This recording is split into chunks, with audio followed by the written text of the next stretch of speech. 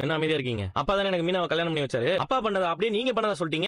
ஆமா சொன்னேன். எதுக்கு இப்படி போய் சொன்னீங்க? போய் தான் சொன்னேன். அவர் பண்ணுனதை நான் பண்ணுனதா சொன்னதுல என்ன உனக்கு? அவர் சொன்ன உடனே நான் வேண்டான்னு சொல்லி இருந்தா என்ன மீறி உங்க அப்பா உனக்கு கல்யாணம் பண்ணிருப்பாரா? அப்படிலாம் இல்ல. நல்ல விஷயத்தை யார் தட்டினாலும் எங்க அப்பா பண்ணுவாரு. ஆனா அப்பா தான் அந்த குடும்பத்து மேல மீனா மேல இறக்கப்பட்டு மீனாவை எனக்கு கல்யாணம் பண்ணி வச்சாரு. ஆமா, உங்களுக்கு தான் மீனாவையும் பிடிக்காது, அவ குடும்பத்தையும் பிடிக்காது. இப்ப மட்டும் அவங்களை பிடிக்குதா எப்படி?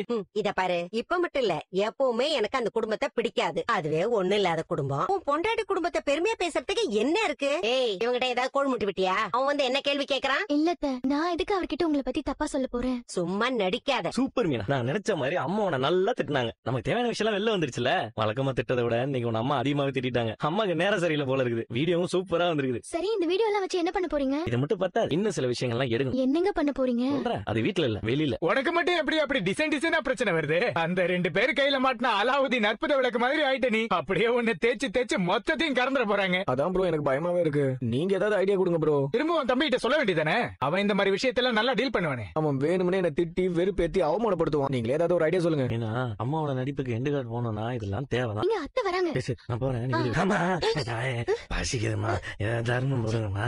தர்மம் 2 நாளாச்சுமா. போ, போ. சாப்பிடலாம். உனக்கெல்லாம் வேற வேலையே கிடையாதா? போடா அந்த பக்கம் போ. காசு கூட வேணாம்.